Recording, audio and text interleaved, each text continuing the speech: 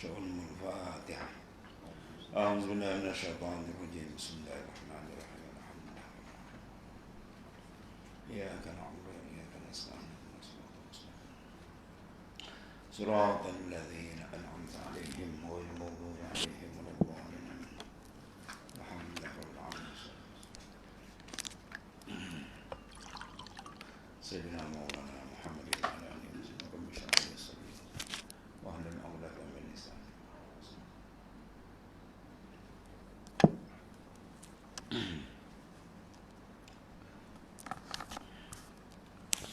Dan kata Sayyidina Umar gitu. Bismillahirrahmanirrahim. Wa qala Sayyidina Umar radhiyallahu anhu, mautu alfi abidin qa'imin lail wa sa'imin nahar ahwanu min alimin basirin bi halalin wal haramin. Mautu alfi abid, mati 1000 orang abid, mana ahli ibadah yang mendirikan ibadat semalam-malam dan puasa sehari-hari. Malam ni tak tidur, siang hari dia puasa, kemudian dia mati. Ini terlebih mudah daripada mati seorang alim yang mengetahui akan barang yang dihalalkan Allah Ta'ala dan diharamkan. Banding dengan mati seorang alim yang mengetahui ahkam syariah, hukum-hukum Allah Ta'ala, dengan matinya satu orang abid, 1000 abid, alfa abid. Malam dia berjaga, siang dia puasa. Nak banding dengan seorang alim, oh jauh beza, kata Sayyidina Umar.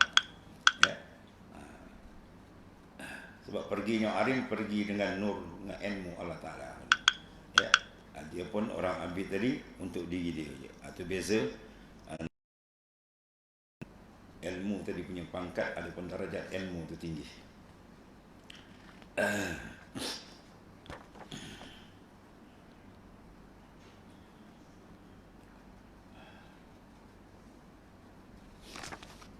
Wa qala Imam Syafi'i radhiyallahu anhu, talabul ilm afdal min salatin nafilah. Menuntut akan ilmu tu lebih afdal daripada berbuat sembahyang sunat. Satu majlis ilmu 45 minit ke kan, kita sembahyang sunat, afdal lagi menimba ilmu. Sebab ilmu tu adalah imam. Nabi meletakkan pangkat ilmu tu al-imamul amal. Al-ilmu imamul amal wal amal tabi'uhu. Ilmu tu merupakan imam dan amal tu merupakan tabi', itu makmum dia. Jadi kalau dia akan ada kaedah apa? Innama ju'ilal imam liyutamma. Sesungguhnya dijadikan akan imam untuk diikut. Bermakna seorang tidak boleh potong imam dia. Imam rokok, boleh rokok. Imam tidak sujud, barulah diikut. Itu maknanya. Maksud dia dalam semua tindakan amalan kita mestilah berpandu kepada ilmu. Ya. Kena tanya, nak buat benda ni apa pandangan segi hukum syarak? Ya, adakah dilulus atau tidak? Nak buat begini, adakah diizin atau tidak? Itu maknanya. Ya, maknanya dia tak boleh pakai buat saja tanpa makna mengetahui akan panduan syarak rukun dia dan seumpamanya. Itu martabat ilmu diletakkan tinggi dalam Islam. Habis. Bulan Syahdan ketahui ilmu, hai segala orang yang menuntut ilmu untuk kebahagiaan akhirat. Sebab akhirat yang penting sana. Ya, la aish illa al-aishul akhirah. Tidak ada kehidupan sebenar, kata Rasulullah SAW, melainkan kehidupan di sana. Kehidupan di dunia ibarat niam, ibarat tidur sebentar kan. Iza matu intabahu. Bila disadar, dia mati, boleh sadar, dah hilang semua. Bahwasanya segala ayat Al-Quran dan segala hadis Rasulullah SAW dan segala perkataan ulama dan sahabat Nabi SAW yang menyebutkan ilmu dan kelebihan orang yang menuntut ilmu itu dan kelebihan orang yang mengerjakan ilmu itu, hanyalah sesungguhnya murad mana dikendaki dengan sekalian itu adalah ilmu yang memberi manfaat. Al-ilmu nafi', mana ilmu yang memberi manfaat pada agama dan memberi manfaat di dalam akhirat, seperti yang disebutkan oleh Syekh Ibn Ubbad dan lain yang telah tersebut dahulu. Mana ilmu membawa kepada ketakwaan diri kepada Allah, kehampiran diri kepada Allah Ta'ala. Ilmu membawa kepada bersiap dia semangat untuk memperdekatkan diri dan memperkemaskan bekalan untuk berangkat ke negeri akhirat besok. Dan ilmu yang memberi manfaat adalah seperti yang disebutkan oleh As-Sayyid Abdullah Al-Haddad dahulu. Itu ilmu yang tersebut di dalam Ihya Ulumuddin, yang tersebut dalam Arba'in Fil Usuluddin, ilmu tersebut dalam Minhajul Abidin, yang tersebut dalam kitab Bidayatul Hidayah, dan ilmu tersebut dalam kitab Mukhtasar Ihya yang hamba terjemahkan kata tuan pengarang kita ni. Itulah yang kita pegang ni, kitab Mukhtasar ringkasan Ihya Ulumuddin yang telah diterjemahkan Syed Arsyad Al-Banjari. Dan ilmu yang tersebut di dalam kitab Hidayatus Salikin yang hamba terjemahkan daripada kitab Bidayatul Hidayah.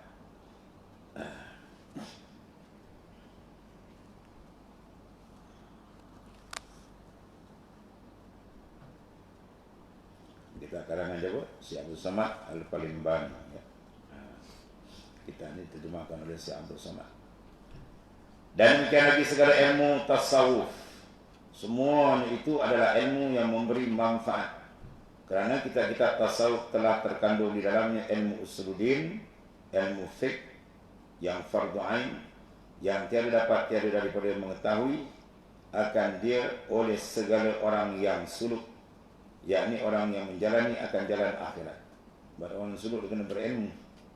Yang dia suluk, dia zikir ilmu tak ada. Bahaya, dia ketari kan lain pula masuk dipaham, ya. Sebab itu pimpinan ilmu dia penting, sertakan dengan suluk amalan, baru dia cantik. Ibarat dua sayap, patah sebelah dia tak ditembang.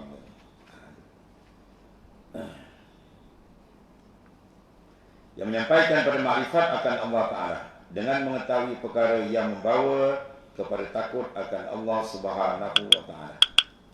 Habis. Dan dari kerana inilah berkata Imam Malik radhiyallahu anhu, man tasawwafa wa lam yatafaqqah faqad tazandaka, wa man tafaqqaha wa lam yatasawwaf, wa man tafaqqaha wa lam yatasawwaf faqad tafassaqa, wa man jama'a bainahuma faqad tahaqqaqa. Barang siapa menuntut ilmu tasawuf saja dan tiada mengetahui ilmu fiqh, syarat rukun ibadat zahir dia tak tahu, yang fardu ain, maka bahawasanya jadi ia zindik, dia menuju kepada kafir zindik, na'udzubillah. Akhirnya dia pakai hakikat aja, bintang pukang boleh jadi wasaan. Dan barang siapa menuntut ilmu fiqh dia tiada menuntut ilmu tasawuf, dia main luar, dalam dia tak cari pilih Allah Ta'ala, maka bahawasanya jadi fasik ya. Amalan-amalan dikerjakan habis dia rosak, sebab dikotori oleh sifat mazmumah, riya, wujud, ya, dan sebagainya. Yang mana dikaji punca dia, mana datang dia, asal yang semua akan dibahas panjang dalam ilmu tasawuf. Ilmu tasawuf dia akan kesan sampai akar umbi, ya. Ilmu tasawuf dia akan kesan akar umbi penyakit, nak dicabut habis supaya dia bersih dengan Allah Subhanahu wa Ta'ala. Dan barang siapa menghimpunkan antara keduanya, iaitu antara ilmu fiqh dan ilmu tasawuf, atau ilmu zahir dan ilmu batin, maka bahawasanya jadilah ia ulama yang muhaqqiq, bahawa dia jadi orang yang dikatakan mengenali Tuhan, yang tahqiq, yang arif billahi ta'ala. Iaitulah yang bernama ulama ahli sufi, yang menghimpunkan mereka antara syariah dan tariqah dan hakikat. Syariat mana amalan luar kita, anta'budallah az-zahiratan, pada zahir. At-tariq adalah antak sudahu, bahawa kamu kasat dalaman kita hanya kepada dia. Dan hakikat ialah antashhadahu, bahawa kamu syuhud dan musyahadah dengan pandangan dalam, ya. Sebab kita ada 3 pandangan yang perlu dibetulkan. Pandangan dalam bentuk akidah, pandangan dari bentuk kasat, dan pandangan dari bentuk syuhud, pandangan dalam. 3 ni bersih, baru dikatakan dia orang yang muwahidin hakikatan, mentauhidkan Allah Ta'ala secara hakikat yang sebenar-benarnya. Jangan sangkut satu syirik pun. Kalau sangkut satu syirik, yang pertama dipanggil syirik, itulah al-jali, yang terang, atau syirikul kabir. Maka ini merosakkan, membatalkan akidah, ya. Kalau disangkut peringkat yang kedua pula, yang pertama dilepas, tadi syirik, dia mengaji usuluddin, dipaham, boleh membezakan makhluk dengan qadim, antara Allah Ta'ala dan makhluk. Kemudian disangkut yang kedua. Dia beramal tapi sangkut. Mana sangkut? Dia kena syirik asghar. Bahawa hati dia terpusing dalam ibadat bukan kerana Allah. Ya, kerana orang, kena sana, kena sini, nak dipuji, disanjung, dipandang orang. Sangkut. Menyebabkan apa? Pahala amal dia rosak. Ya, pahala amal dia kosong. Kalau lepas yang ini pula, satu lagi, ini pendekatan paling tinggi, ialah asyirkul khafi, dia buang. Dengan apa? Dia membetulkan pandangan dalam dia terus ke hadirat Allah Subhanahu Wa Taala. Ya, ini tiga ni bila dia berjalan betul dalam suluk, insya-Allah dia akan jejak lain arif billah. Dia naik aja nafsul mutmainnah dia habis. Situ jejak dah dia arif billah. Awal-awal makam arifin ia duduk makam nafsul mutmainnah. Sebab apa? Sebab jiwa dia dah tenang. Dalil dia tenang, dia tak akan menghadap tempat lain. Pusing sana, pusing sini tak ada. Tenang, menghadap terus hadirat Tuhan. Di situ Tuhan akan bukakan berbagai-bagai makrifat sampai yang tidak ada terhingga. Ya. Dan mamat sampai mati Tuhan buka ini. Ada kelebihannya. Wa tariqah wal haqiqah. Semua itu ada dalam kitab Al-Quran dan Sunnah telah dibahas oleh ulama. Dan segala kitab Al-Imam Al-Ghazali rahimahullah ta'ala yang tersebut itu ialah telah terhimpun dalamnya ilmu usuluddin. Ini kitab yang kita pegang ni cukup ada ni. Pangkal dia akan dibahas nanti, usuluddin juzuk pertama. Dan ilmu etikad. Dan ilmu fiqh, urusan dia. Beribadat kepada Ta'ala. Dan ada dan lagi di dalamnya pula ilmu tasawuf, kemuncak dia. Dinamakan ilmu batin ataupun ilmu sir. Ya, ilmu mukasyafah, macam-macam nama dia lah. Dan sekalian ini dinamakan ilmu suluk. Itu apa ilmu suluk? Mana orang nak bersuluk, sekurang-kurang dia lepas 3 ilmu. Ya, ilmu usuluddin dikemas, ilmu fiqh pun dia dimantap, dan ilmu tasawuf maknanya apa? Dia padu, barulah dia cantik dia berjalan.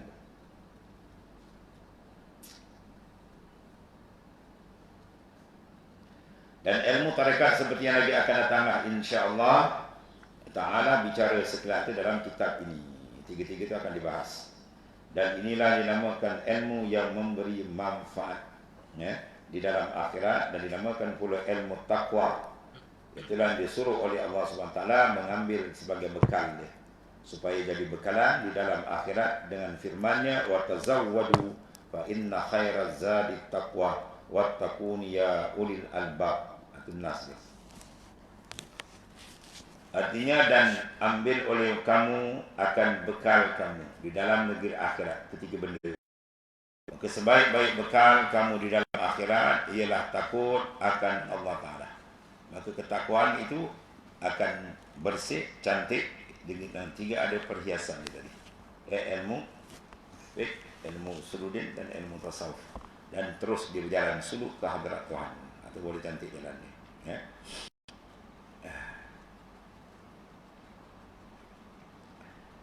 Dan tiada takut seorang itu akan Allah Ta'ala melainkan dengan mengetahui segala ilmu yang tersebut. Bermakna kalau ilmu dia tak belajar ni, dia tak akan masuk lain muttaqin, orang bertakwa kan. Lepas tu dia dengan Tuhan dikenal tak kenal, dia buat tak perasan dengan Tuhan. Nah, ini orang panggil berat. Ya. Kita kalau berkawan, orang rapat dengan kita, kan, jalan sekali buang kita, dia buat tak perasan. Kau ni apa perasan ni?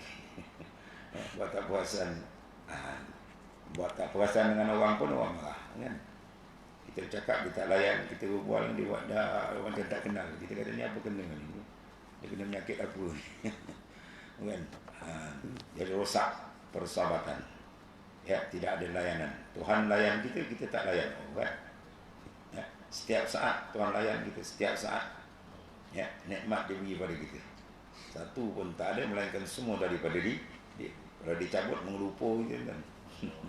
Terbaring gitu. Kita bersahabat orang kadang ditakwi bersahabat saja. Yang ni persahabatan taklah dengan nikmat. Dia al-mun'im, pemberi nikmat setiap saat. Ya, semua nikmat dia. Sebab tu jangan kita berpaling walaupun sedikit. Sebab pesanan mursyid kita, abang mursyid kita apa? Kau jangan berani-berani nak lupakan Allah Ta'ala. Dia minta cakap terserun. Kau jangan berani-berani nak lupakan Allah Ta'ala. Ya? Latih. Tarik nafas Allah, turun Allah, Allah, jalan dalam. Orang pun tak pasal dengan kita dengan Tuhan. Walaupun sampai peringkat dia dah biasa, dia berbual, dia bercakap pun, ya, dia makan minum dalam jalan. Itu sudah tamkin. Ya.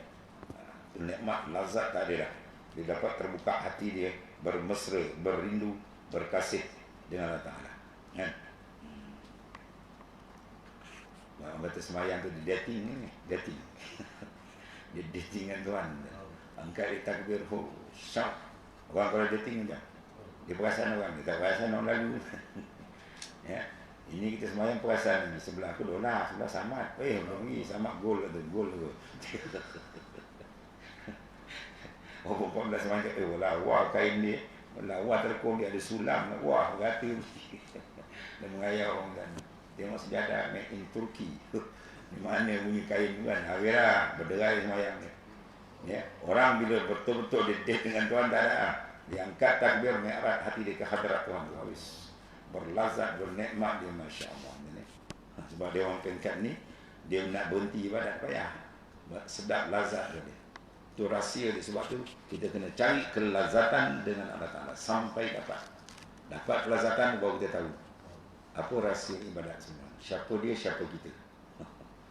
Baru dia kenal betul. Ketika kita baru dia seronok. Ya. Dia beribadat perik, benat. Oh, tu belum sampai jauh lagi. Ya. Masih hati dia dibalut dengan kelalaian. Jadi kena banyak tebuk lagi tu, tebuk. Ya, tak terbuka lagi. Dia duduk dalam skop. Sebab wali-wali dipandang kita ni macam katak buah tempurung. Tu katak buah tempurung. Duduk, ada kenal alam skop, alam dunia ni. Padahal dia dah pergi jauh, alam mulki, alam malakut, alam lahut, macam-macam dia dah pergi. Rohani dah pergi menjelajah, ya. Makrifat ke Tuhan yang paling tinggi. Kita pula perasan kita, wah, macam dah bagus.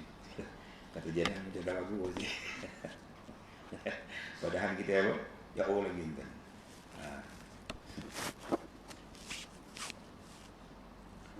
Allah. Dan tiada takut seorang itu akan Allah Ta'ala, melainkan dengan mengetahui segala ilmu tersebut. Ilmu tersebut dia kena kemas betul-betul. Ya. Dia paling kurang pun kita ni kan, satu kitab simpan lah. Ya. Tamat ni, paling kurang. Katalah Usuluddin, kita apa kita ngaji, Fariyatul Faraid ke, kan? Fiqah, ataupun kita ngaji, kita Matan Badrin, kan? Kalau Matan Badrin tu, dalam tu ada dua dah. Awalnya Usuluddin, di tengah ada lepas tu, Fiqah, itu tambah kitab Minhaj ke, Hidayatul Salikin ke, paling kurang. Betul kalau kitab ni tamat lagi baik, ni lagi besar. Kitab Salikin ni kalau tamat, habis cukup kan. Lebih daripada cukup. Wali beramal tu wali besar. Dia tak wali besar, wali pulau besar kan. Habis. Dalil firman Allah, innama yakhsyallaha min ibadihi ulama. Hanya sesungguhnya yang takut akan Allah Ta'ala ialah daripada hamba yang ulama. Bermakna apa? Allah Ta'ala kaitkan takut dengan ilmu. Ulama itu apa dia? Orang alim, ulama. Alimun. Apa makna alimun? Zatun muttasif bil alimi. Dia yang bersifat dengan ilmu. Dia panggil alim. Jadi, dengan sifat ini, dia akan dapat satu sifat atau kunikan al-khasyah. Al-khasyah makna kegerunan hati dia dengan Tuhan. Sebab kalau hati tak ada gerun dengan Tuhan, amat bahaya.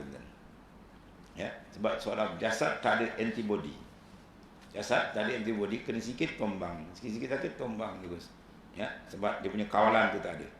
Jadi khasyah, gerun itulah menjadi satu kawalan rohani kita. Benda tu nak ada dia bina. Dia hasil daripada tiga ilmu tu dengan ikhlas kita tuntut, insya-Allah Tuhan bukakan. Ya. Dia duduk di tangga muttaqin, darajat dia tinggi. Tuhan dah angkat dalam Quran, inna akramakum indallahi atqakum. Di sisi Allah Ta'ala ialah yang lebih takwa daripada. Habis. Dan murad dikenaki dengan ulama pada ayat ini, innama yakhsyallaha min ibadihi ulama, suratul Fatir ayat 28. Dan lain daripada ayat-ayat lain dan daripada beberapa ayat Quran dan beberapa hadis Rasulullah SAW, iaitulah ulama yang menjalani jalan ahli sufi. Mana kalau dia tak berjalan ahli sufi, perjalanan ulama itu tempang. Sebab itu setinggi-tinggi ulama fiqah, ulama ahli zahir, dia mencecah darajat lawamah. Ya, hebat tu.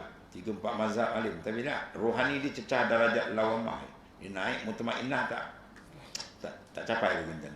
Pada adat biasa dia begitu. Seperti yang disebutkan oleh Syekh Ibnu Ubad yang terdahulu. Sebab tingginya martabat kerohanian, ya. Sebab kita mengaji ilmu dalam PK semua dah siap, usuluddin kemas, dalam kita nak tebuk dalam lagi. Sebab dia ni tempat tilik Allah Subhanahu Wa Taala. Bila tuan tilik lagi cantik, lagi dia sayang. Lagi cantik, lagi dia dapat redha Tuhan. Bagai-bagai Tuhan akan tuangkan di sana dengan ma'rifat yang hebat. Dengan makrifat yang kuat dan hebat inilah dia akan tetap. Hati dia tetap. Ketika itu duduk di mana pun dia tak akan rosak. Tetap hati dia. Dan kerana inilah berkata Syekh Al-Arif Billah Al-Alimur Rabbani Husain Ibnu Abdullah Al-Fadl rahimahullah ta'ala, di dalam kitabnya yang bernama Al-Fusul, ya,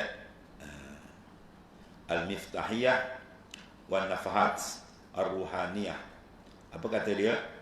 Radhiyallahu an, qad taqarrara mazhabus sufiyah al-yawm katakriri sa'iril mazahib wa sara mazhaban mustaqillan bi usulihi wa furu'ihi wa ahkamihi wa sa'iru ma yata'allaqu bihi faman arada tahqiqahu wa tafaqquh fihi qadara alaihi bil qiraati ala masyayikhi wa mutala'ati kutubi al musannifati fihi ala atam, ya, ma yakun.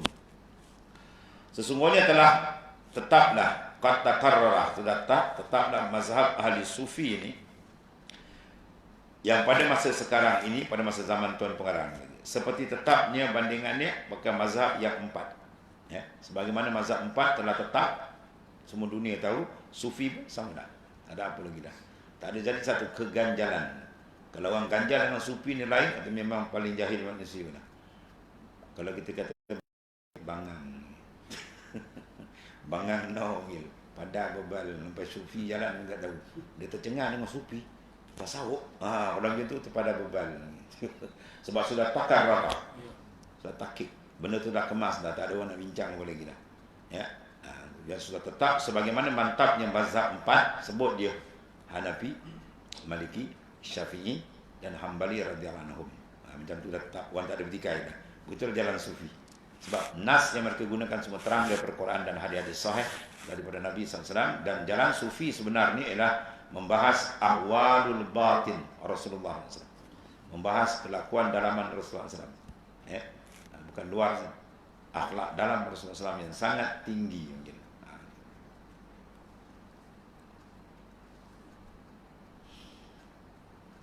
Maka jadilah ia seolah mazhab yang mustaqil. Apa makna mustaqil? Yang berdiri sendiri, berasingan. Macam mana berasing 4 mazhab ni masing-masing ada jalan dia yang telah di muktabar, begitulah jalan sufiah. Dengan usulnya, yakni ilmu usul, usuluddin, dan fara'nya ilmu fiqh dia, dan segala hukumnya, inilah segala hukum halal haram dan hukum halal batal sah dan barang yang bergantung dengan dia, semua dah siap. Ya, ada cara dia. Lepas tu kita ada hukum dulu, satu hukum syar'i, satu lagi hukum war'i. Hukum war'i itu jalan sufi. Dia mengambil hukum wara'. Ya, kalau hukum zahir dengan hukum wara'. Hukum wara' dia lebih tinggi lah. Lebih ikhtiyat. Ya, al-war'u hasan walakin fil ulama ya ahsan. Ya, sifat wara' tu elok Nabi kata, tapi pada ulama tu lebih elok sebab dia penjaga, mengawal kedudukan agama kita adalah al-war'u.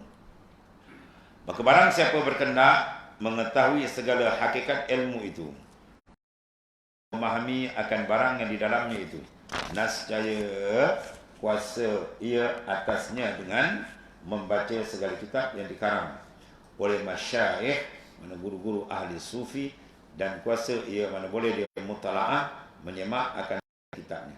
Kalau dia dah boleh faham lah. Masing-masing tak faham, pening lah kan. Cuma dia berguru lah maksudnya. Yang telah disiapkan oleh masyayikh-masyayikh. Siapa masyayikh ni? Semua arif billah. Yang orang kitab sufi semua arif billah, wali-wali besar, bukan jalan-jalan. Orang telah wasil, minal wasilina ilallah. Orang telah usul kepada Ta'ala. Sebab apa dikarang? Sebab benda tu penting. Bila dikarang, kita lain sufi, kena mengaji lah benda tu. Sebabnya mengarang bukan cara-cara awam, wali-wali besar. Dia karang sebab kita benda tu penting. Ini kata tak ya, tarik zikir ni. Wah, ini mana mazhab pula mungkin. Dan setan ni. Ada nak belajar tu mazhab setan ni. Dia merelakan diri dia duduk tarak mayat. Tahu tak? Kata Imam Syafi'i kan? Man fata ta'limal waqta syababi fakabbir alaihi arba'an wafati. Barang siapa luput menimba ilmu Allah Ta'ala, sekurang-kurang 3 ilmu tadi. Maka fakabbir alaihi arba'an wafati. Kau takbir ke 4 takbir. Apa takbir? Mayat-mayat. Orang yang mengosongkan rohani dia dengan ilmu ni seolah dia macam mayat, kata Imam Syafi'i. Pada pihak mana disebut wajah syabah, itulah dia tak ada kekuatan. Tak, Usuluddin dia tak ngaji. Fiqh kelang kabut, tasawuf lagi tak faham. Datang dia aku budaya tu tak ada pembangunan, tak ada pegangan, tak ada alat pengukuh. Itu bahaya, ya. Sebab tu di akhir zaman dia ada fitnah banyak. Satakunu fitan fi akhir zaman la yanju minha illa bil ilm. Akan datang fitnah yang sangat dahsyat, macam-macam pahaman sekarang ni. Ya, dan cukupkan 73 puak yang Nabi kata kan. Kulluhum finnar, semua tu kena neraka illa fiqatan wahidah, melainkan satu puak, ahli sunnah wal jamaah. Jadi dengan duduk betul tu dengan suluhan ilmu lah. Kita kena sentiasa memperkasakan ilmu. Ya, dan amal saleh. Ilmu kena mantap dan memperkasakan jalan suluk, insya-Allah. Zahir batin dia bersih, ada tempat dia di dunia dan di akhirat. Di dunia dia kurniakan syurga yang segera, makrifat yang khasah. Di akhirat disediakan al-jannah, syurga yang termaklum yang sangat hebat di sana. Habis.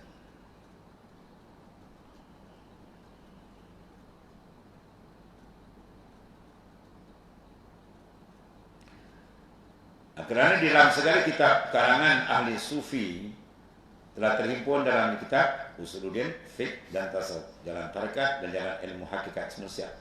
Dan ilmu yang menghimpunkan di dalamnya akan segala ilmu yang tersebut itu ialah dinamakan dia ilmu tasawuf yang sebenar-benarnya.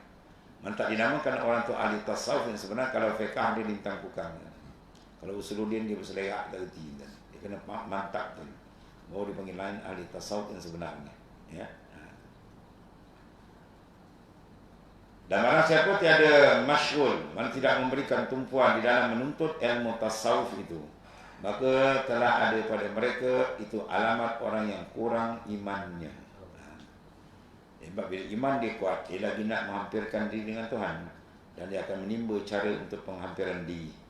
Maka dalam ilmu tasawuf adalah ilmu untuk penghampiran diri kepada Allah Subhanahu Wa Taala dengan kita mengetahui cara-cara dia yang mendekat dan cara yang menjadi penghalang segala hijab, mawani, ya, dan sebagainya.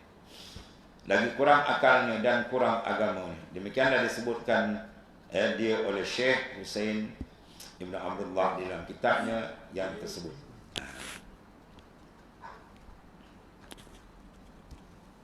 Ada orang kampung dulu kan, ngaji ilmu tasawuf. Lah, tu halus nah orang itu. Kan? Makan ke pandai nak halus. Kan? Suruh dia buka air pahit tu tak ada mulut pada dulu minum. Tak nak pula. Kelat kata. Tapis. 7 tapis ada. Air bila kita tapis, sampai 7 tapis tu, ujung dia akan keluar air yang lembut. Kan? Sedap kita minum. Begitulah dalam tasawuf. Dia menapis dalam kotor-kotor buang. Dia akan keluar satu kenikmatan yang sedap dengan Tuhan. Sebab bila hasil ilmu tasawuf, dia akan dapat rahsia nikmat senia, nikmat rasa yang sangat lazat pendampingan dia dengan Allah Ta'ala. Boleh rasa nikmat ibadat. Ini mutasawuf tak ngaji, kasar-kasar gitu kan. Sebab dia ibadat malah, tak ada semangat, tak ada manis. Sebab apa? Dia tak dapat rahsia, Swiss dia tak dapat. Tergabur-gabur ni. Itu masalah ni. Sebab tu dia kena tapis. Benda bertapis, harga dia, nilaian dia tinggi. Ya. Tu. Apa jenis? Bila benda mahal tu memang benda dia punya syarat-syarat pengeluaran dia ketat. Ya, syarat dia ketat, kawalan rapi. Kalau kawalan dia rapi, produk dia mahal lah. Ya, dia tak jual tepi jalan kan. Apa tu yang mutasawuf, syarat dia ketat. Kemudian dia punya kawalan rapi. Maka dia akan menghasilkan apa? Nikmat satu penghasilan kerohanian yang tinggi dengan Allah Ta'ala. Maka sebagiannya bagi orang yang berkendak kepada kemenangan di dalam akhirat, bahawa menuntut ia akan ilmu tasawuf dan mengajar ia akan dia seperti orang yang menuntut dan mengajar ilmu yang lain. Ya, kena sungguh. Kerana barang siapa menuntut akan ilmu tasawuf dan saya terkaya daripada ilmu yang lain. Apa maksud dia? Cukup. Sebab bila tasawuf dia masuk semua sekali. Manakala orang yang menuntut ilmu yang lain daripada tasawuf, ya, tidak terkaya daripada ilmu tasawuf, dia mengaji ilmu lain, ilmu tasawuf dengan ngaji khas. Tapi kalau dia mengaji ilmu tasawuf, dia nak jadi ahli tasawuf, bermakna semua ilmu dia kena belajar. Itu maksud ini. Ya. Dinamakan ulama yang besar sekalipun, walaupun maknanya apa, dia ulama besar ilmu zahir, dia kena cari ilmu ni, dia mesti cari. Ada kaedah bawah ni. Kullu sufiyin faqihin walaysa kullu faqihin sufiyan. Kullu sufiyin faqihin. Kullu sufiyin faqihun. Tiap-tiap orang sufi mesti faqih. Tapi laisa kulli faqihin sufiyan. Tidak tiap-tiap orang yang faqih itu sufi. Kadang dia faqih aja, ulama fiqh di sufi dia tahu aku mantap. Tapi kalau ulama sufi sebut fiqh dia mantap. Itu kaedah begitu. Dan dari kena inilah berkata waliullah yang amat besar Sayyidi Syekh Ibrahim Ad-Dusuki. Ya. Ibrahim Ad-Dusuki itu kita silap cerita dia kan di makam si Ibrahim ni ada apa? Kulit buaya. Jadi dia tanya tuan siapa pasal kulit buaya dipaku dekat dia punya makam. Sebab tu karamat dia yang ambil kenangan karamat dia. Sebab ada satu budak kampung tu dimakan oleh buaya, budak kecil. Jadi orang panggil si Ibrahim Ad-Dusuki, si Ibrahim panggil buaya tu naik. Dia belah balik perut buaya tu, keluar budak, hidup lagi, dan budak tu akhir jadi wali besar. Kita kalau panggil buaya kejauh minta bukang kita lagi. Ya, buaya dia panggil. Ya, buaya dia panggil, masya-Allah. Macam Syekh Ahmad lah. Syekh Ahmad bukan mufti Negeri Sembilan, Syekh Faiz punya bapak dia. Kereta api dia tahan berhenti kan. Kita tahan bapak Ahab tak berhenti. Tahan Pak MOM tak berhenti. Dia kereta api mana ada break tengah jalan dah. Dia break tempat stesen dia kan. Tengah jalan dia tahan berhenti. Itu karamatul awliya, macam-macam lah aku kan. InsyaAllah malam ni kita pergi jarang makan zikir. Itu semua keturunan wali besar. Bapak ni Syekh Muhammad Said alim 45 ilmu. 40 ilmu alim besar. Wali besar kutub. Semua makam-makam anak cucu semua wali-wali besar. Masya-Allah. Itu ulama sufi besar. Sebab mereka berjaya membentuk takut bulat dengan Tuhan. Man khafallah khafahu kullu syai'. Siapa yang betul-betul dapat membulatkan takut hanya kepada Ta'ala, maka Tuhan pusing makhluk gerun dengan dia. Ya? Itu di antara sifat para awliya illahi ta'ala. Apa kata Syekh Ibrahim Ad-Dusuki? Dia kata talabu syekh fi tariqatin wajibun ala muridin walau kana min akabiril ulama. Mana menuntut ilmu tarekat sufi ini, tasawuf ini wajib atas tiap-tiap maknanya murid, yakni atas tiap-tiap orang yang menjalani akan jalan akhirat, dikendaki dengan kemenangan akhirat. Dan dikalau daripada sebesar-besar ulama yang mengetahui ilmu yang lain daripada tasawuf sekalipun. Dia kata talabul syekh, mana mencari akan syekh, guru, ya, pitarik dan memimpin jalan tarekat ini menjadi kemiskinan untuk disampaikan ke hadirat Allah, walaupun dia alim besar. Dalil je kok. Imam yang mengarang kitab ni sini, Imam Ghazali, ulama besar. Tapi dalam kerohanian, dia kena guru khas. Guru Syekh Abu Ali Al-Farmadi, tukang kasut tepi jalan yang mencecah darajat kutubul aqtab, masya-Allah. Dan dari kena inilah kata setengah ulama, kullu sufiyyin faqihun wa laisa kullu faqihin sufiyan. Artinya tiap-tiap sufi itu dinamakan faqih, dan tiap-tiap tiap-tiap faqih itu dinamakan sufi. Ya. Ada yang faqih tapi sufi tidak mengaji dalam, tidak mendalami. Itu kelebihan ilmu tasawuf tinggi sebenarnya. Yang ini tiap-tiap ulama sufi itu dinamakan dia, jadi mengetahui ilmu fiqh, dan tiada lazim ulama fiqh itu mengetahui akan ilmu tasawuf. Kerana ilmu fiqh itu dimisalkan seperti kulit nyau, kulit kelapa yang di luar. Dan ilmu tasawuf itu ialah yakni ilmu tariqah seperti kulit yang hakikat itu seperti isinya. Dalam itu santan dia yang kita nak. Ya. Kita nak bila puncak kelapa itu santan dia, minyak dia kita nak. Tapi nak dapat dia kena tabuk lah. Ya, kena buka kulit luar, lapisan dalam, baru dia dapat. Mana dia melalui ilmu syariah, ilmu tariqah, baru dia sampai ilmu hakikah. Apa hakikat? Dia duduk makamil muraqabah dan musyahadah ke Tuhan. Ya. Apa saja dipandang nampak kebesaran Tuhan. Maka memandang kebesaran Tuhan dengan memandang makhluk mana lazat. Pandang Nabi Yusuf punya lazat habis kan. Nabi Yusuf punya cantik tu tanpa terkerat tangan, putus, tak perasan. Setengah riwayat dalam tafsir pingsan. Ada setengah riwayat tafsir mati baru ni. Dia tengok kecantikan Nabi Yusuf, pum rebah terus. Itu ulama sufi kata Nabi Yusuf makhluk. Macam mana kau nak kata dengan Tuhan? Itu sebab bila terjadi Tuhan bukakan makrifat dengan Tuhan habis, tenggelam yang lain. Lazat dia, nikmat dia luar biasa dalam pandangan. Sebab tu dia kata, man arafa Allah syahidahu fi kulli syai. Siapa yang kenal Tuhan betul-betul, dia akan nampak terbuka syuhud dia tiap-tiap satu di pandang. Dia pandang pokok terasa dengan zauq dengan Tuhan. Dia pandang langit, segala-gala keliling 360 darjah, semua dipanggil Nurullah. Apa makna Nurullah? Tempat memandang, tempat tajalli. Bukan Nurullah tu, nur tu Tuhan kan. Maksudnya tempat wasilah untuk kita memandang kesedapan dengan Allah Ta'ala. Yang baru dia dapat sedap dalam memandang. Ya. Dia pandang sedap. Ya. Tapi kalau kita masuk pandangan nafsu, dia tak sedap. Ya, dia bercelaru.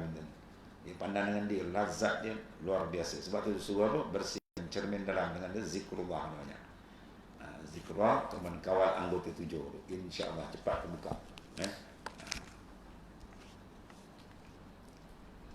Allah.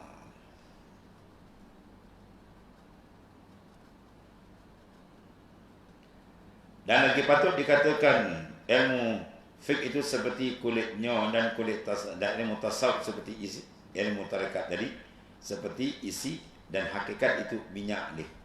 Itu mana?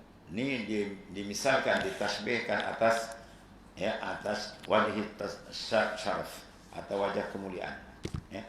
Bukan atas mana wajah tahkir, menghina kan. Ilmu-ilmu sesat tu. Dia wajah tahkir, tak betul. Kau ngaji ilmu fiqh itu kulit. Cara dia cakap tu dihina, kufur kan. Sebab ilmu fiqh semua tu daripada Rasulullah SAW. Ilmu tasawuf daripada Rasulullah. Ilmu usul semua daripada baginda. Semua perbezaan dia tinggi lagi tinggi. Ilmu fiqh tu tinggi. Ya. Ilmu usuludin tinggi, semua tinggi. Tapi ilmu tasawuf lagi tinggi. Itu maksudnya. Kita bandingkan tu macam kita bandingkan Nabi Musa tinggi, Nabi Rasul Ulul Azmi Kalimullah. Kalau banding dengan Rasulullah SAW, Rasulullah lagi tinggi. Macam tu maksudnya. Ya. Bukan kita banding atas pihak menghina kan. Ini ilmu sesat jahat. Kita hakikat syaitan tu kulit aja. Kita kata ada benda tak ada kulit. Kita kulit tai je. Tak ada kulit. Semua benda dia ada kulit. Dalam kulit luar, kulit dalam. Kan? Itulah ilmu tadi. Ada lapisan-lapisan dia. Maka matlamat di ujung tu itulah ilmu hakikat. Iaitulah bahawa terbuka. Iaitulah makrifat dia sebenar dengan Allah Subhanahu Wa Taala. Biar dia sentiasa dengan Tuhannya. Quran sebutkan alladzina yazkurunallaha qiyaman wa qu'udan wa 'ala junubihim. Yang menyebut dia mengingati Allah dalam keadaan berdiri, duduk dan baring. Dalam itu hadis mengangkat martabat dia. Afdalul iman an ta'lamallaha isma kunta. Iman paling afdal kamu sedar Allah di mana saja kamu berada. Habis. Kemudian kelebihan orang yang mengajar ilmu pula.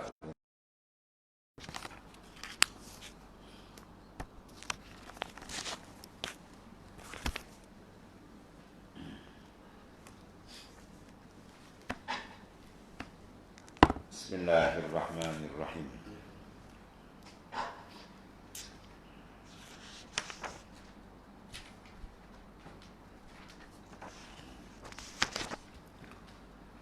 Al-lafzu salis al-naqs situ walaha ma'nayan sama dekat sekam. Ahaduhuma al-ma'na al-jami' li quwwatil ghadab wasyahwa wasifatil mazmumah wa huwa al-murad bi qawlihi ta'ala biqawlihi sallallahu alaihi wasallam ashaddu a'da'ik nafsuka allati baina jambayk wa hiya al-mujahadatu wal ma'muru bi kasriha. Lapas yang ketiga iaitulah an-nafs.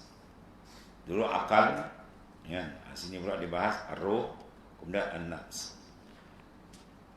Dia ada baginya pula dua makna. Pertama, makna yang menghimpun ia bagi kuat marah, ghadab. Marah tak tentu pasal, tak kena tempat, itu nafsu. Dan kuat syahwahnya, dan berhimpun padanya segala sifat kecelaan, dan berhimpun padanya segala maksiat yang batin. Dan itulah murad dengan sabda Rasulullah SAW, asyaddu a'da'i, maknanya yang terlebih sangat jahat daripada segala seterumu ialah nafsumu yang ada antara dua lambung. Itu paling jahat. Sebab perang nafsu ni besar. Perang lain dia ada tamat kan. Lama-lama pun dia ada gencatan senjata. Dengan nafsu tak ada, sampai mati. Dan dialah disuruh memerangi, ya, dan disuruh kita memecahkan akan dia. Mana kita suruh hancurkan dia. Di atas tumbangnya nafsu, disitulah kelazatan kita dapat dengan Allah Ta'ala. Selagi nafsu kita tak tumbangkan, kelazatan Tuhan payah dapat. Buat dia kacau kan? Dan dinamakan akan nafsu yang pada makna pertama ini panggil nafsu, disebut oleh Allah Ta'ala pada menghikayatkan kisah Nabi Yusuf AS dengan menyatakan dalam ayat ialah wa ma ubarri'un nafsi inna nafsa la ammaratun bisu. Artinya, dan tiada aku mensucikan akan diriku. Siapa kata tu? Nabi Yusuf. Ada ni Nabi Rasul. Lepas tu jangan kita memandang bersih diri kita. Sebab ya berdentum dia jatuh.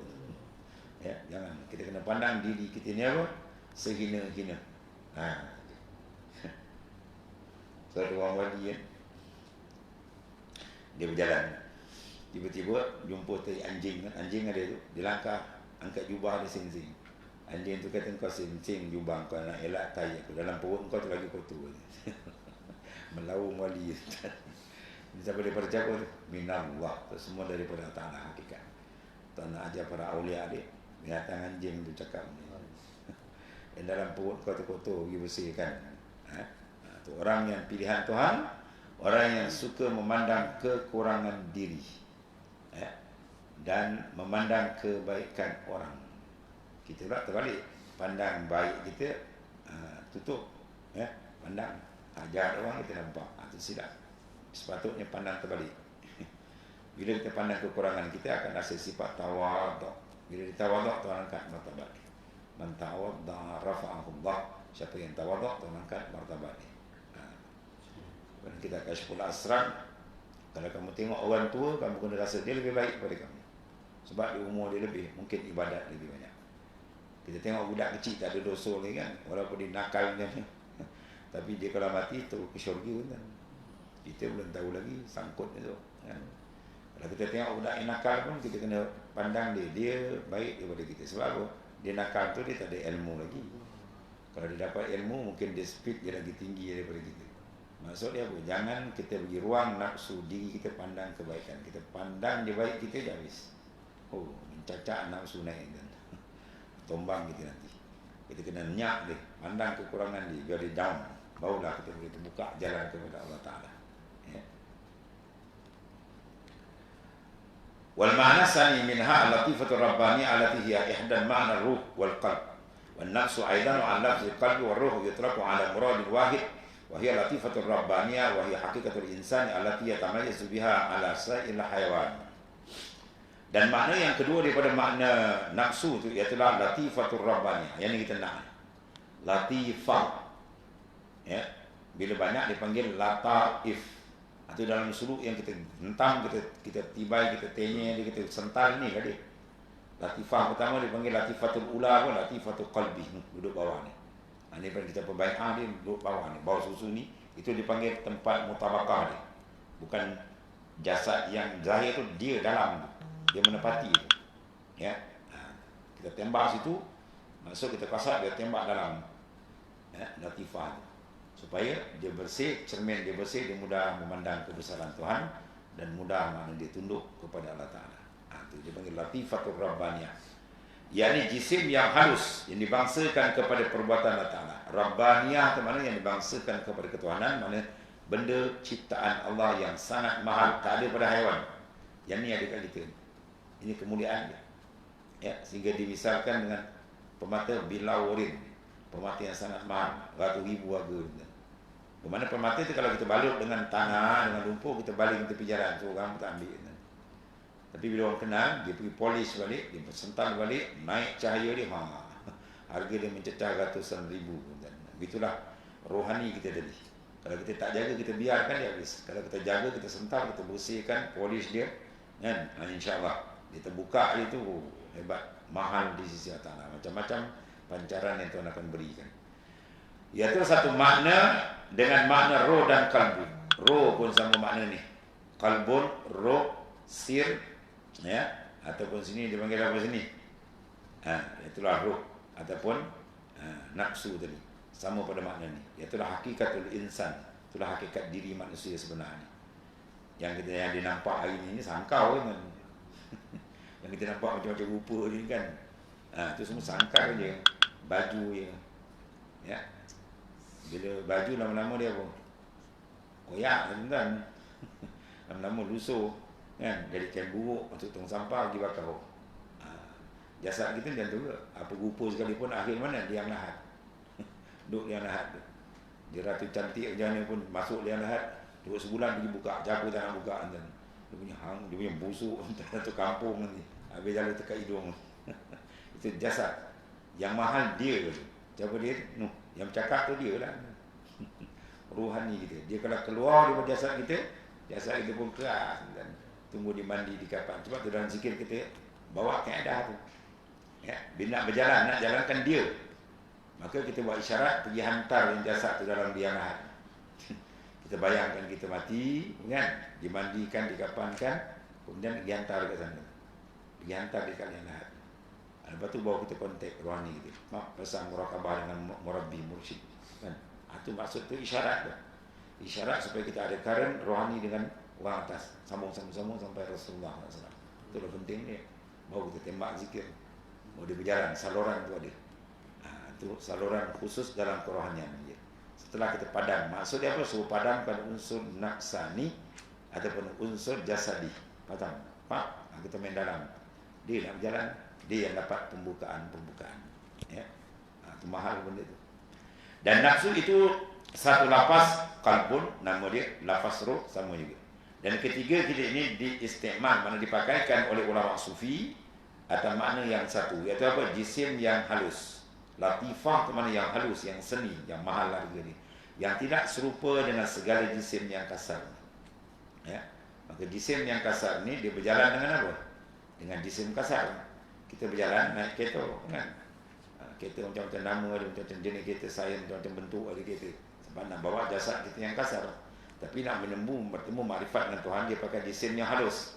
Rohani, latifah. Maka perjalanan dia, kenderaan dia bukan kenderaan yang kasar, dia kenderaan yang halus, nur. Ya, sebab nur tu dalam perjalanan dia tahulah. Ya, al-anwar matayarku qulub wal asrar. Nur itu matayar, kenderaan rohani kita. Dia akan pancaran nur yang Tuhan tempahkan nanti, dia akan memadamkan segala pandangan pada makhluk. Ketiga itulah baru dapat nikmat berlazat dengan Allah. Iaitu satu nur yang bukan seperti nur suatu yang zahir yang kita nampak, tidak. Yang tempat terbitnya adalah dalam hati daging sanubari. Tempat dia tadi itu, dia mutabakah selari dengan bawah susu kita 2 jari itu. Dipanggil latifatul rabbaniyah. Ya, yang latifatul rabbaniyah di situ. Itu kita tembak sikit. Dengan mesra ia kepada segala badan. Dia kemesraan cantuman dengan jasad tu, kita dipanggil ada al-hayat, hidup kita. Bila dia berceraikan roh dengan jasad, habislah, matilah kita. Ya, tinggal riwayat saja lah. Dan kepada segala anggota, dan itulah hakikat roh dan hakikat insan, itulah dia, yang telah berbeza. Dan dengan dia berbeza manusia daripada segala haiwan yang lain daripada manusia. Situ berbeza dia. Haiwan tak ada benda ni, kita ada benda tu. Dia inilah yang sangat hebat. Dia dah telah mengenal Tuhan dulu lagi. Ketika Tuhan mengkhitabkan, kata dia, alastu bi rabbikum qalu bala. Tidakkah aku ni Tuhan kamu? Ketika itu sangka tak ada kan. Ni jasad kita ni tak ada, roh saja. Semua jawab cantik. Sebab apa? Ketika itu dia belum rosak lagi. Itu dia panggil alam mizari atau alam millahu. Dia semua jawab bala bahkan. Tapi dia dipasangkan turun ke alam mulki ni, alam dunia ni, dipasangkan dengan sangkar jasad ni. Tuhan meletak 4 ujian besar. Ya, syaitan, nafsu, dunia dan al-bi'ah. Suasana keliling tak membantu. Dia kena 4 ni habis. Tumbang, sengit, tergolek, terbaring, tertongging, macam-macam. Akhir yang bertahan sikit. Wa qalilum min ibadiyash syakur. Yang syukur betul ke Tuhan dah tinggal sikit gitu. Itu yang hikmat adalah bangkitkan balik para rasul demi rasul untuk mengeluarkan balik, membersihkan balik manusia ni. Ya, cuci balik supaya dia pergi kembali kejadian asal gitu ni. Kebersihan dia asal. Dulu dia bersih, sekarang dah kotor, nak bersihkan balik. Sebab nak masuk tempat indah syurga tak boleh melainkan bersih. Ya, berarti Islam tu bersih. Al-Islam nazif fatanazzafu fa innahu la yadkhulul jannah illa nazif. Islam kalau kamu yang bersih, hendaklah kamu melakukan pembersih. Tak boleh syurga masuk melainkan dia bersih. Maka ketiga ilmu sifat pembersih. Tauhid, bersihkan akidah. Fiqh, bersihkan amalan luar. Tasawuf, bersihkan dalam. Nanti baru layak dia menjejakkan kaki dia dalam riyadul jannah, taman syurga yang maha hebat di sana.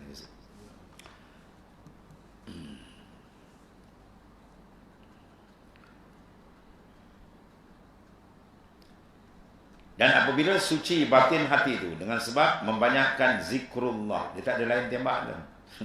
Dia kena polis dengan zikrullah je. Ini ada ulama karang satu kitab, Jalla'ul Qulub bi zikrillah, memancarnya cahaya hati dengan zikrullah. Ya, zikir serta faham, hayati betul-betul. Ya, zikir tu faham betul-betul. Kita sebut nama Allah Taala tu kita faham. Bila sebut nama Allah, Allah tu isim nama bagi zat yang wajib wujud. Bila zat wajib wujud, bermakna dia ada sifat. Bila zat ada sifat, maka sifat dia apa? Segala sifat kesempurnaan. Itu besar. Tersebut Allah itu termasuk semua. Jadi kita faham. Kita menyebut satu zat yang maha mulia. Dengan keberkatan kalimah itu kita tembak. Mudah-mudahan apa? Bersih tempat-tempat hantaran zikir ke lataif tadi. Badan suluk dia penting kan. Ya. Sebab nak dapat benda besar. Hati ni membuat kerja besar. Kena nak marifat Tuhan tu. Cukup besar kerja, bukan kecil-kecil. Kalau kerajaan tu pegawai besar, pegawai penting, dan dia selalu apa? Kursus lah kan. Kejap kena kursus, kejap kena kursus ni, kejap kena kursus. Sebab apa? Nak bagi dia mantap. Kemudian gaji dia akan naik lah kan. Dia kursus, dia punya apa? Taraf dah tinggi. Begitulah, itu dunia uji dia. Ini lagi besar ni. Sebab dia suluk tu kursus. Tersulukkan dia masuk kursus, suruh tembak, dia bersih cepat. Bawa dulu-dulu seronok kan. Dia nak suluk, suka. Mesti orang suruh dia pening lah. Masuk pula lah. Penjara ni. Penjara kan nafsu terbuka lah dalam kan. Kunci luar terbuka dalam. Tutup luar terbuka dalam. Kan? Tutup pandangan nafsu, terbuka kita dengan Tuhan. Kita nak bersedap dengan Allah Ta'ala, kena sedap dengan makhluk. Itu yang kita tanya kan. Ya.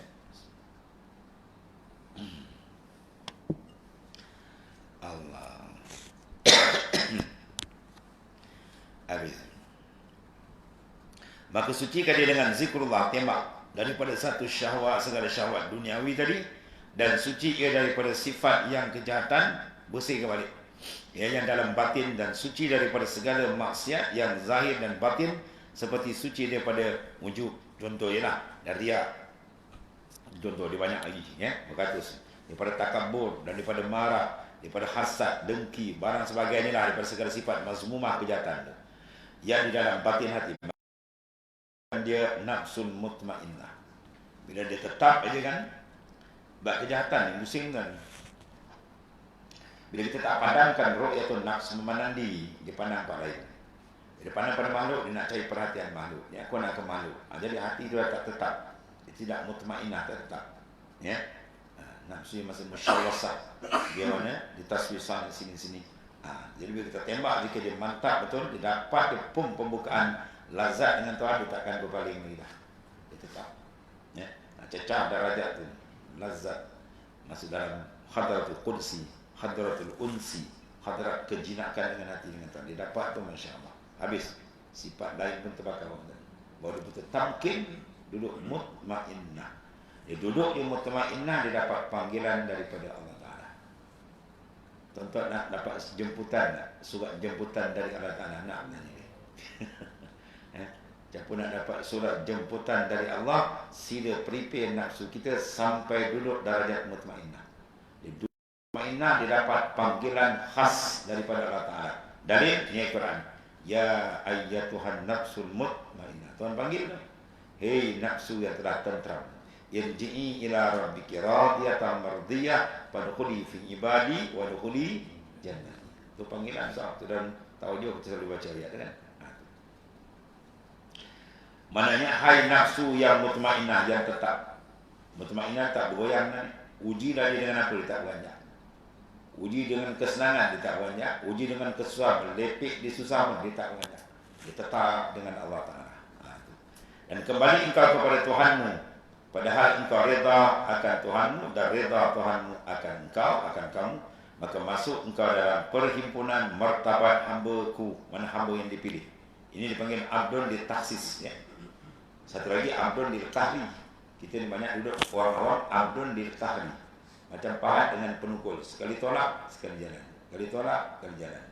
Dengar kuliah, dengar ilmu, dengar ceramah, kau sedap sikit. Duduk lama-lama slow. Tolak balik, jalan balik. Duduk datang lama slow. Itu dia panggil penolak. Itu abdun ditahri. Adapun mutmainnah dia panggil abdun ditaksis. Hamba yang khusus. Memang dia sentiasa. Berarti sudah dapat pemberian kurniaan, futuhat, pembukaan dengan Allah. Lain ini dipanggil lain arifin. Ya, tidak benar-benar kena Tuhan. Di mana saja duduk dia dengan Allah Ta'ala. Ya. Dalam perhimpunan martabat hamba-Ku yang aku kasih. Allahumma ja'alna. Dan masuk engkau dalam syurga-Ku serta anbiya, awliya dan syuhada. Ya, mendapat masuk syurga. Yang pertama, syurga yang maklum di akhirat. Di dunia ni, syurga yang disegerakan. Apa? Maqamul ma'rifah yang khassah. Dia duduk dalam tangga mutmainnah, maknanya dia sudah masuk syurga yang disegerakan. Syurga apa? Syurga dalam. Ya, yang dikata dalam hadis, inna lillahi jannatun la fiha hurun wa la labanun wa la lakin yatajarra Allah wa qulubun arifin. Ada bagi Ta'ala tu syurga, tapi dalam dia tak ada bidadari, tak ada makanan sedap, tak ada apa. Yang ada satu yang mahal, tajalli dengan Tuhan, Tuhan buka. Ya, tu makan tajalli, dia buka situ je habis tamam. Ya, orang tu kata bertuah ibu melahir gitu. Mana apa tu nikmat paling besar tu maksud dia. Ya, wa itmamun na'im bin nazar ila wajhil karim. Nikmat bila besar terbuka hati kita makrifat dengan Allah Ta'ala. Allah menja'alna minhu. Dan nafsu sebelum sampai kepada darajat mutmainnah tu dibagikan, bagi dia dua darajat dengan iktibar segala sifat dia. Ini akan datang, dia akan sebutlah nafsul lawamah, satu lagi nafsul lawamah ni amarah. Amarah paling bawah. Lawamah ni macam kita biasa ni lah, awam. Dia mencela kejahatan. Dia dah ada ilmu tapi nak tamkin tetap belum lagi. Buat ibadat kadang jatuh, kadang bangun, jatuh bangun. Ya. Bila ada tarikan, kata tarik, masuk mutmainnah, ketika kita boleh razak tu. Tamkin dia dengan Allah Ta'ala. Allah maja'alna minhum, mudah-mudahan pergi ke insya-Allah. Wallah.